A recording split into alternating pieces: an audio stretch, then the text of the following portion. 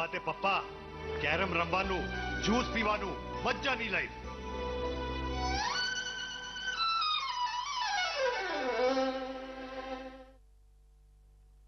નમસ્કાર દર્શક મિત્રો, માનવ ધર્મ એટલે પરોપકારની વૃત્તિ, માનવ ધર્મ એટલે સાચી સેવા. પણ આજે આ વાતને વળગીને સાચી સેવા આપનાર ક્યાંય મળે ખરા? અમદાવાદમાં સેવાના ધામ થકી ખરા અર્થમાં સાચી સારવાર આપનાર છે ખરા? તો આ સવાલનો જવાબ છે હા. વાત છે અમદાવાદના શિવરંજની વિસ્તારની, જ્યાં આવેલી ઠાકરશી હોસ્પિટલમાં દર્દીની ખરા અર્થમાં સેવા થાય છે. તો આવો આજની અમારી વિશેષ રજૂઆતમાં જોઈએ કે અમદાવાદની આ હોસ્પિટલમાં કેવી રીતે દર્દીની થાય છે સાચી સેવા.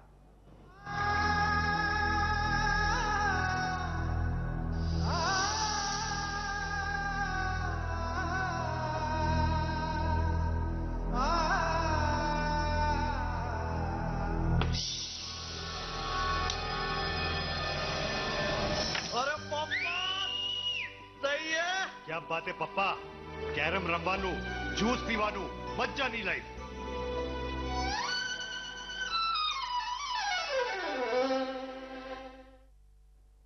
અમદાવાદના શિવરંજની વિસ્તારમાં આવેલા ઠાકરશી ચેરિટેબલ ટ્રસ્ટમાં 2 મહિના પહેલા કેન્સર પેલિએટિવ કેર સેન્ટર શરૂ થયું, જેને નામ આપવામાં આવ્યું કરુણાલય. તો આવો જોઈએ કે કેવી રીતે કરુણાલયમાં થાય છે કેન્સરના દર્દીઓને રાહત.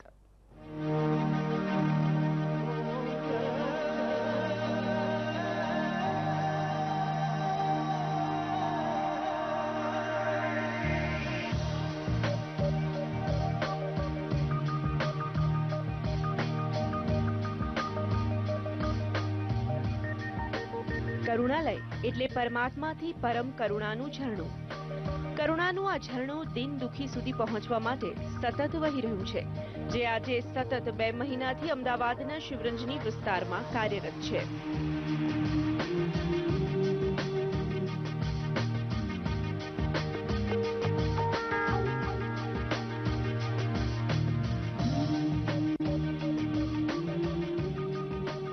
કેન્સર પીડિતોને જિંદગી મળે તેવા હેતુથી શરૂ થયેલા કરુણાલયમાં અનેક એવા દર્દીઓ આવ્યા અને ગયા, પરંતુ આવેલા તમામ દર્દીઓનું એક જ વિધાન રહ્યું કે તેમને રોગના દુઃખ કરતા જિંદગી કેવી રીતે જીવવી તે જાણવા મળ્યું, જિંદગીનું સાચું સુખ માણવા મળ્યું.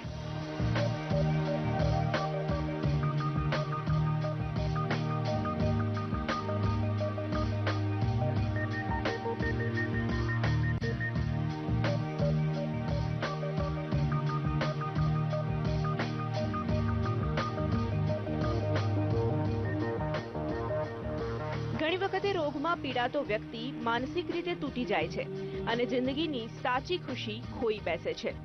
આવા સમયમાં કેન્સર પીડિતને ખુશ રાખવાનું કામ ક્યાંય નથી થતું. ત્યારે આ જ વાતની પૂરી જાણકારી મેળવવા જ્યારે વીટીવીની ટીમે ઠાકરશી હોસ્પિટલની મુલાકાત લીધી, ત્યારે ખરેખર લાગ્યું કે આ જ છે સાચી સેવા, આ જ છે માનવ સેવા.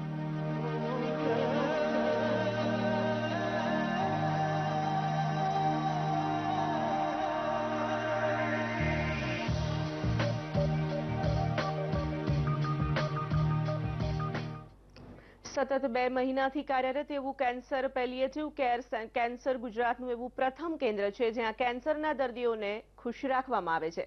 વાસ્તવમાં અમદાવાદમાં આવેલી ઠાકરશી હોસ્પિટલમાં શરૂ થયેલી આ સંસ્થા ઓન્કોલોજી સંસ્થા દ્વારા શરૂ કરવામાં આવી છે, જેનો એકમાત્ર ઉદ્દેશ છે કેન્સરના દર્દીઓને દર્દમાંથી રાહત આપવાનો.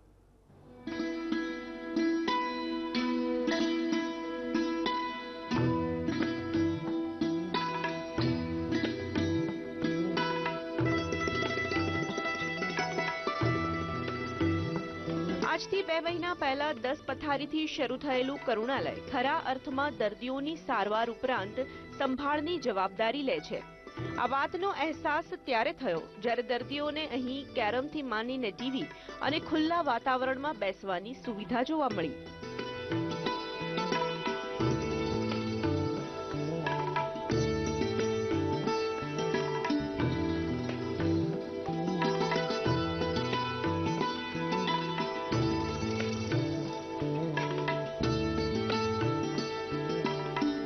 જીવન મરણ વચ્ચે ઝૂલા ખાઈ રહેલા દર્દીઓ કે જેમને સારું થવાની આશા નથી, તેવા દર્દીઓને વેન્ટિલેટર, ઘનિષ્ઠ સારવાર કેન્દ્ર, આઈસીયુ કે રક્તની તપાસ કે રક્ત ચઢાવવું જેવા જીવન સહાયક સાધનોનો પણ ઉપયોગ સરતો નથી. કરુણાલય આવા ઉપકરણોનો ઉપયોગ ટાળે છે, કારણ કે એનાથી ફક્ત દર્દીની પીડાભરી જિંદગી અર્થહીન લંબાયા કરે છે.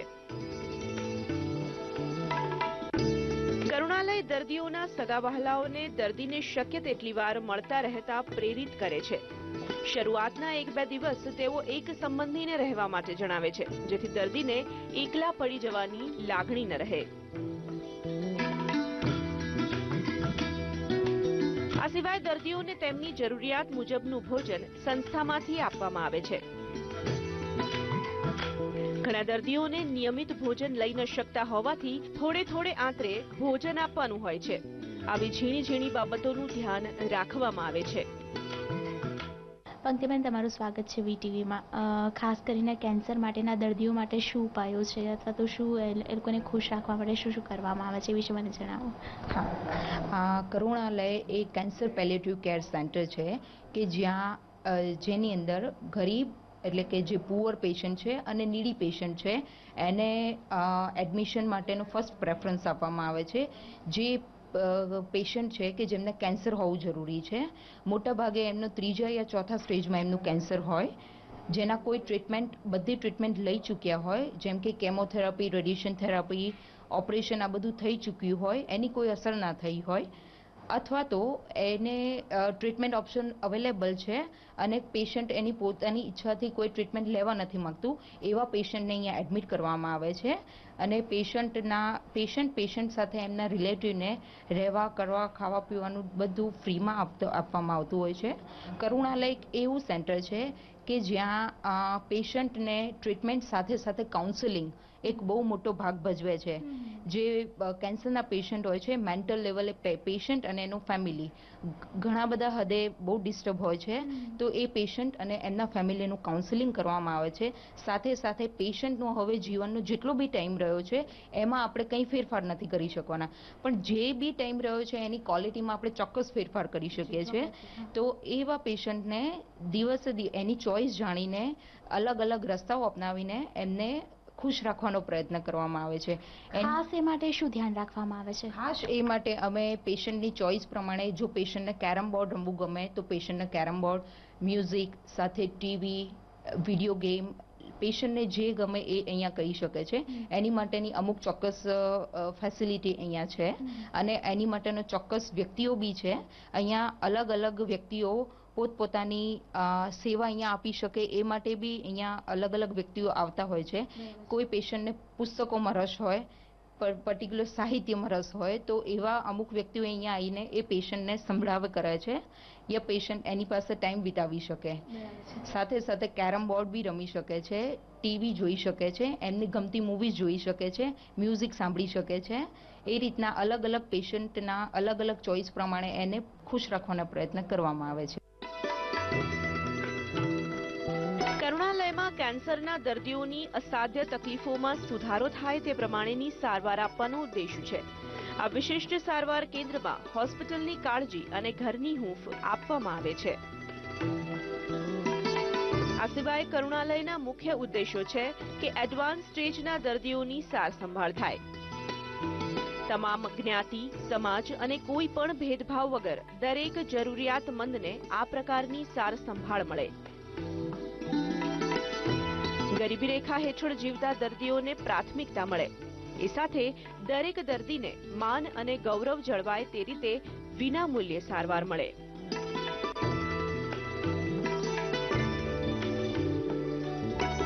કરુણાલય એક સેવાભાવી સંસ્થા છે, જ્યાં કોઈ ચાર્જ નથી લેવાતો. પરિણામે અહીં ખાનગી રૂમોની વ્યવસ્થા નથી. અહીં દર્દીને સામૂહિક જીવન જીવવા માટે પ્રોત્સાહન મળે છે. દર્દી લક્ષણ મુક્ત અને શક્ય તેટલી સહજ રીતે જીવે તે માટે સંભાળ લેવામાં આવે છે. વોર્ડમાંની પ્રત્યેક પથારી વ્યક્તિગત અંગતતા અને સુવિધા માટે પડદાથી બંધ થઈ શકે તેવી જોગવાઈ છે.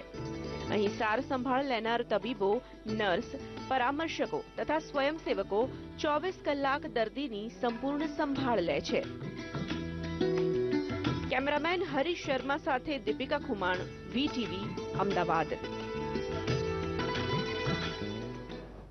કરુણાલયની શરૂઆત વિશે જાણીશું પણ એક વિરામ બાદ. કેરમ રમવાનું, જ્યુસ પીવાનું, મજાની લાઈફ.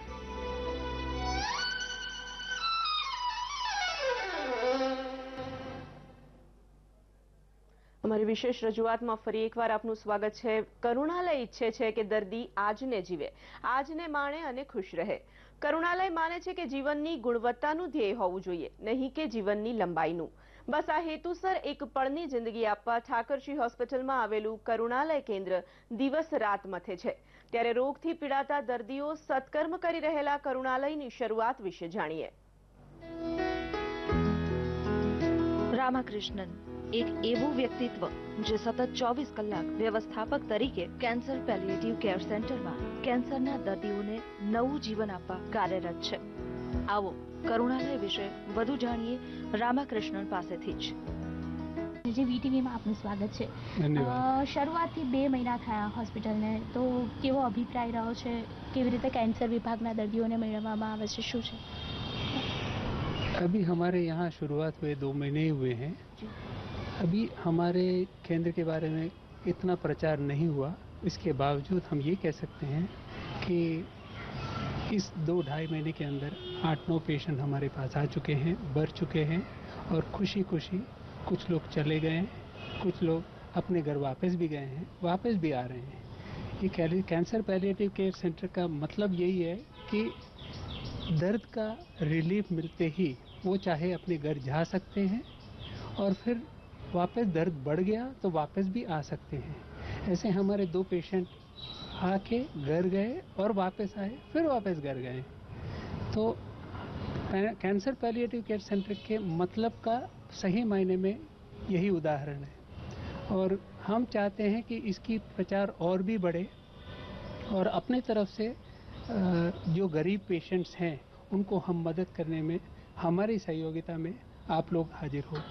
हम यही चाहते हैं. ये कैंसर के ट्रीटमेंट कोई फ्री नहीं हो रहा है हमारे यहाँ पर. ये दर्द के जो दवाइयाँ हैं या इसके साथ में जुड़े हुए जो सिम्टोमेटिक दवाइयाँ हैं वो हम फ्री दे रहे हैं. गरीब पेशेंट के रहने के लिए, उनके खाने पीने के लिए, जो पेशेंट सॉलिड फूड नहीं खा सकते हैं उनके लिए लिक्विड फूड की बंदोबस्त कर सकते हैं. इसके साथ उनके एक परिवार वाले को रहने का और उनके खाने पीने का साधन भी हम देते हैं. ये खास करके हम गरीब पेशेंट के लिए रखे हैं. इसका मतलब ये नहीं कि हम अफोर्डेबल पेशेंट को नहीं लेते हैं जहाँ पर वो नीडी हैं. क्योंकि कई जगह पे हमने देखे हैं कि पेशेंट पैसे वाले होने से भी उनकी ज़रूरत ऐसे होते हैं कि हमारी मदद उनको काम आए. उदाहरण दे सकता हूँ तो एक ऐसे पेशेंट हमारे पास आए जिनकी हस्बैंड 6 साल पहले गुजर चुके थे और उनकी कोई बच्चे उच्चे नहीं हैं और टोटली बेड रिडन थे. जबकि हमारे क्राइटेरियन में वो नहीं आते हैं. हम अपने कमेटी के साथ चर्चा करके ये फैसला लिए कि वो नीडी पेशेंट है और हमें उनको मदद करना ज़रूरी है. और करीब 1 महीना वो रह के अनफॉर्चुनेटली पेशेंट गुजर गए. लेकिन जब तक रहे वो हमारे हिसाब से खुशी रहे और उनके घर वालों के हिसाब से ही हम शायद उनको उम्मीद से ज़्यादा हम मदद किए. उनके डॉक्यूमेंट्री एविडेंस हमारे पास हैं. वो इतने खुश हैं कि एक उनके भाई जो अमेरिका से आए हैं वो भी बताएं कि शायद अमेरिका में भी हमें ऐसा सर्विस नहीं मिले. तो दैट इज आवर अचीवमेंट. कैसे शुरुआत हुई? कोई स्ट्रगल करना पड़ा उसके बारे में? देखिए, इसकी हिस्ट्री में ले जाऊं तो इसका जो बेस कॉन्सेप्ट हुआ हमारे जो डॉक्टर चिराग शाह जो हैं, who is in his late 30s और अर्ली 40s, उनकी एक पेशेंट ने शायद आके कहा कि कि डॉक्टर साहब ये दर्द मेरे से सहा नहीं जाता है, इसको काट दीजिए। तो शायद उनके दिमाग में ये गया कि पेशेंट को दर्द से मुक्त चाहिए, बीमारी से मुक्ति नहीं चाहिए। तो वहाँ से ये खेल शुरू हुआ। तो उन्होंने शायद सपना देखने लगे कि हम ऐसे एक सेंटर खोलें कि जो पेशेंट दर्द से पीड़ित हो उनकी दर्द निवारक हम बने। और शायद वहाँ से जब खेल शुरू हुआ कि मैंने तो फरवरी में ज्वाइन किया और अप्रैल में हमने इसका उद्घाटन कर दिए। इसमें पूरा का पूरा सहयोग अपने पूरे टीम का है, कोई एक व्यक्ति का नहीं है। और ठाकरसी हॉस्पिटल इस पोर्शन को हमें देके बहुत बड़ा काम किए हैं। अहमदाबाद के कैंसर स्पेशलिस्ट यहाँ पे आते हैं? वैसे कैंसर स्पेशलिस्ट तो यहाँ नहीं आते हैं, क्योंकि कैंसर स्पेशलिस्ट कैंसर पीड़ित रोगियों के लिए हैं। और हमारे यहाँ पर जो पेशेंट्स आते हैं ट्रीटमेंट होने के बाद यहाँ पर आते हैं, उनका और कोई कैंसर का ट्रीटमेंट नहीं होता है। उनका तो दर्द का ट्रीटमेंट होता है यहाँ पर, मानसिक हो या फिजिकल हो या साइकोलॉजिकल हो या इमोशनल हो। पूरी तरह से उनकी जिंदगी अच्छी बनाने की कोशिश है। जो जिला में हम बैठे हैं वो ही एक नमूना है इसके लिए। લોહીના કેન્સરના નિષ્ણાત ચિરાગ શાહ અને ઠાકરશી હોસ્પિટલના ટ્રસ્ટી નવનીત ઠાકરશી દ્વારા કરુણાલય શરૂ કરવામાં આવ્યું। આવો કરુણાલયની સંઘર્ષભરી શરૂઆત અંગે જાણીએ ઠાકરશી હોસ્પિટલના મેનેજિંગ ટ્રસ્ટી પાસેથી। એક ડોક્ટર ચિરાગ શાહ છે, એ લોહીના કેન્સરના નિષ્ણાત છે, એટલે ઓન્કોલોજિસ્ટ એટલે કેન્સર સ્પેશિયાલિસ્ટ, એ હિમેટોલોજીમાં એટલે રક્તકણ માટે લોહી માટે એના એ નિષ્ણાત છે। એકદમ યંગ ડૉક્ટર છે। એનો મારે પરિચય થયેલો એક મારા કુટુંબમાં એક જણની એ સારવાર કરતા હતા એના ઉપરથી, અને એમનો સ્વભાવ પણ બહુ સરસ। એ અહીંયા ઘણીવાર પેશન્ટ દાખલ કરે, એ કહે કે ગરીબ માણસ હોય તો હું અહીંયા દાખલ કરીશ। એમાંથી એક દિવસ એમણે મને આ પ્રપોઝલ આપી કે મને તમે અહીંયા 10 બેડની સગવડ આપો તો મારે આવું એક સેન્ટર શરૂ કરવું છે। એ સેન્ટર એટલે શેના માટે? હા, ના, એટલે એમણે મને સમજાવ્યું કે પિલિએટિક કેર યુનિટ એવું એનું નામ છે, અને આમ હોસ્પિક સેન્ટર કહેવાય। એટલે મેં કીધું તમે કરો, તો કે અમે કોઈ રૂપિયો ચાર્જ નથી કરવાના। કેન્સરના લાસ્ટ સ્ટેજના દર્દીઓ જેને કોઈ દવા અસર નથી કરતી, એને રાહતની જરૂર છે, આનંદની જરૂર છે, એમની પાછલી જિંદગી સારી જાય એવા પ્રયત્નો મારે કરવા છે। એટલે એમનું પોતાનું એક શ્યામ ઓન્કોલોજી ફાઉન્ડેશન SOF એ એમની પાસે હતું બનાવેલું। કારણ કે ચિરાગ શાહના જે ફાધર છે એ IPCLમાં બહુ મોટા ઓફિસર હતા અને એ વડોદરા રહે છે। એ પોતે અહીંયા મને મળવા આવેલા અને અમે એમને આ જગ્યા બતાવી અને આખું રિનોવેટ કરી આપ્યું એટલો ભાગ। અને અમે કુલ 6 લાખ રૂપિયા ખર્ચ્યા રિનોવેશનમાં। એમાં 3 લાખ એ લોકોએ આપ્યા, 3 લાખ રૂપિયા અમારા ટ્રસ્ટે ભોગવ્યા। પણ અમે એક આ કરુણાલય શરૂ કર્યું। 2 મહિનાની શરૂઆતમાં કેટલા દર્દીઓ આવી ચૂક્યા? અત્યાર સુધીમાં લોકોને જીવન મળ્યું છે? અત્યાર સુધીમાં 11 દર્દી આવી ગયા। એમાંથી 2 દર્દી કે 3 દર્દી મને એક્ઝેક્ટ ખબર નથી, પણ એ ઓફ થઈ ગયા અને બાકીનાને સારું લાગ્યું એટલે ઘરે પાછા ગયા। આમાં સુધારવાનું અવકાશ બહુ ઓછો છે। એમ કે તદ્દન સારું થઈ જશે, કેન્સર બંધ થઈ જશે એવું નથી, પણ એમાં જે રાહત મળે એ પણ અગત્યની છે કે જેથી એ માણસ પોતાના ઘરે જઈને પણ સારી રીતે રહી શકે। પાછું અમે એમને કીધું કે તમને જેવી તબિયત બગડે એટલે અહીંયા આવતા રહેજો। એવા પણ અમારે 1-2 દર્દી પાછા પણ આવ્યા એમને, કારણ કે આ રોગ એવો છે કે સુધારવાનો તો નથી જ, વી નો ઇટ, પણ એમને સારું લાગે એટલે ઘરે જાય, એમના સગાવાલાને મળે, પાછા આવે। એવી ઓછું ભંડોળ છતાં જનસેવા એ જ પ્રભુ સેવા માનીને કરુણાલય ખરા અર્થમાં કેન્સરના દર્દીઓને સેવા પૂરી પાડે છે। કેમેરામેન હરીશ શર્મા સાથે દીપિકા ખુમાણ, VTV અમદાવાદ।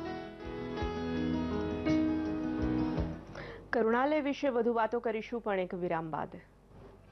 જ્યુસ પીવાનું મજાની લાઈફ।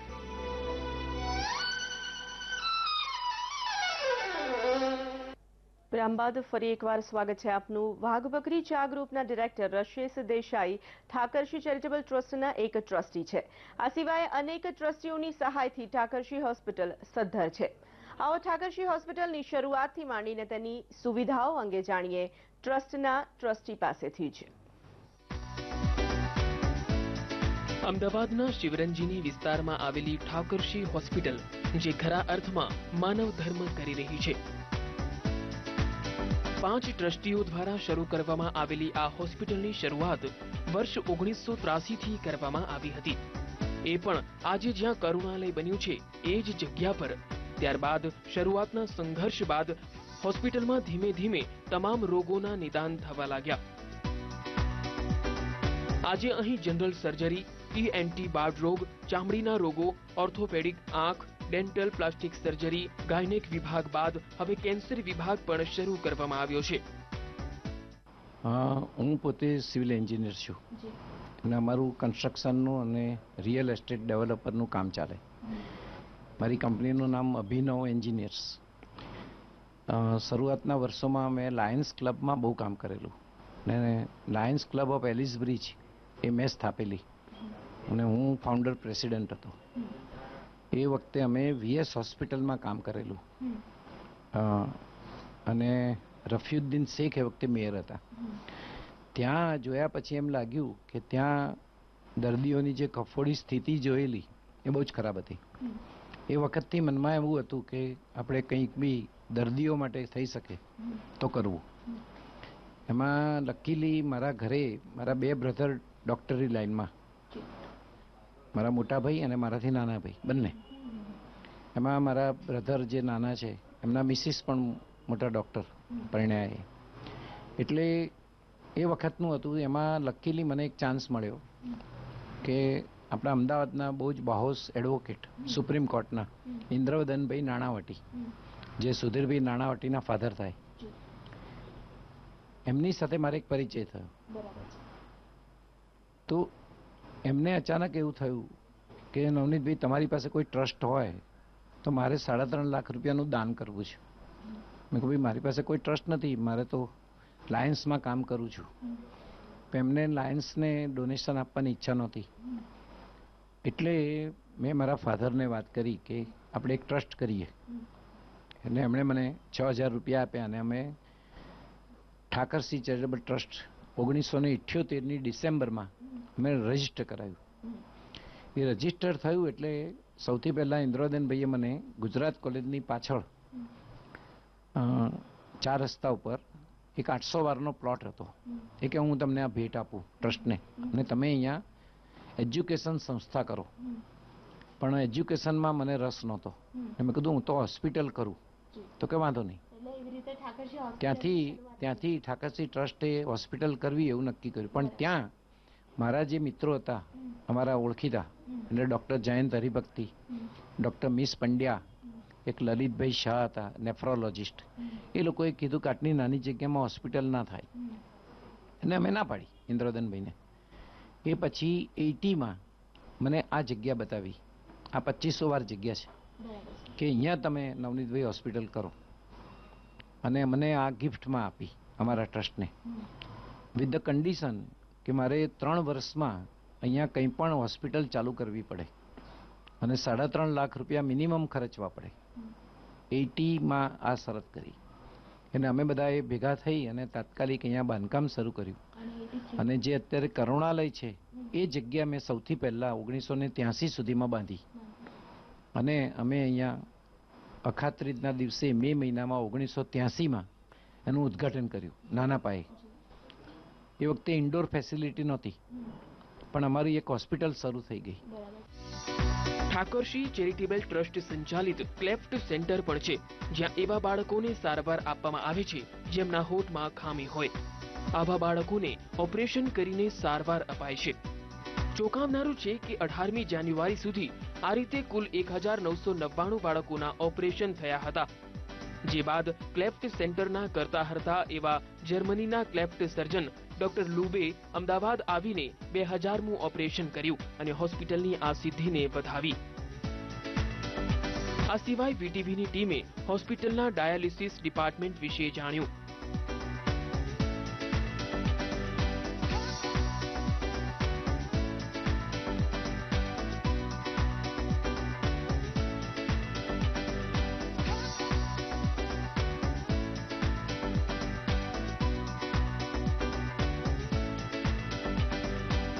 અહીં ડાયાલિસિસ કરાવવા માંગતા દર્દીઓને 600 રૂપિયામાં જ ડાયાલિસિસ કરવામાં આવે છે.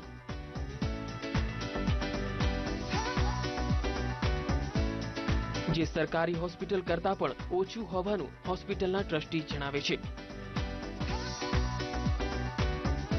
આ હોસ્પિટલમાં મેડિકલ સ્ટોર પણ છે, જ્યાંથી હોસ્પિટલના દર્દીઓને 50% ડિસ્કાઉન્ટ આપીને દવા આપવામાં આવે છે. આ સિવાય જો હોસ્પિટલમાં દાખલ ન હોય એવા દર્દીઓને દવા લેવી હોય તો તેમને 10% ડિસ્કાઉન્ટ આપવામાં આવે છે. હોસ્પિટલ દ્વારા મળતી સુવિધામાંથી એક સુવિધા છે મફત સેવાની. ઠાકરશ્રી હોસ્પિટલના કોઈ પણ સંપ્રદાયના સાધ્વી અને ગુરુઓને તથા વૃદ્ધાશ્રમમાંથી અવારનવાર વૃદ્ધો સાથે વિકલાંગોને આ હોસ્પિટલમાં મફતમાં સારવાર આપવામાં આવે છે. આ સિવાય લોક જાગૃતિ તથા સેવા માટે ઠાકરશ્રી ચેરિટેબલ ટ્રસ્ટ અનેક રક્તદાન કેમ્પ તથા ટીબીને લગતા અનેક કાર્યો કરે છે. કેમેરામેન હરીશ શર્મા સાથે દીપિકા ખુમાણ, વીટીવી અમદાવાદ.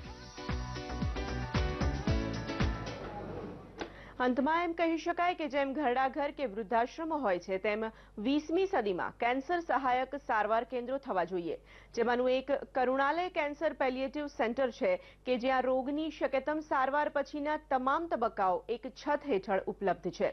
અમારા આ કાર્યક્રમ થકી જેને પણ આ સંદેશ મળે છે, તેઓ ગરીબી રેખા હેઠળ જીવતા કેન્સરના દર્દીઓની સારવાર તથા સંભાળ અંગે કરુણાલય વિશે કહી શકે છે, કારણ કે કરુણાલય છે એક અજોડ અદ્વિતીય સેવાનું ધામ, જ્યાં જનસેવાને માનવામાં આવે છે પ્રભુ સેવા. અત્યારે બસ આટલું જ. ફરી મળીશું નવી વાતો સાથે. ત્યાં સુધી મને એટલે કે તોરલ કવિને રજા આપશો. નમસ્કાર.